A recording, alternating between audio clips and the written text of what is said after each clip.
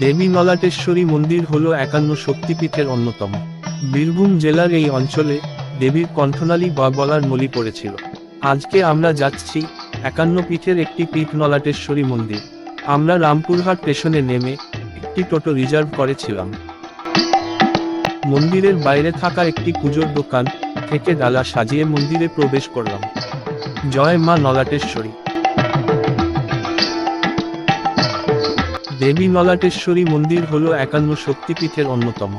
বীরভূম জেলার এই অঞ্চলে দেবীর কণ্ঠনালী বা গলার নলি পড়েছিল, সেই থেকে নলহাটিরও নামকরণ হয়েছে।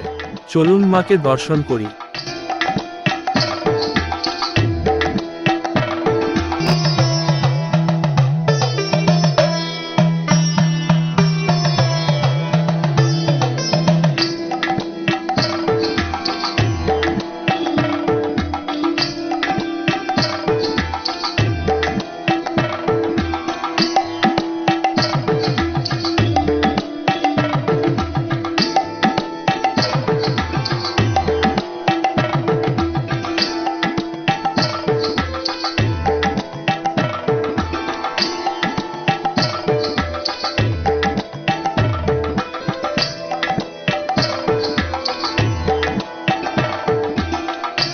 মাকে দর্শন করার পর সবার কেমন লাগলো কমেন্টে অবশ্যই জানাবেন, আর সাবস্ক্রাইব করে আমার পাশে থাকবেন।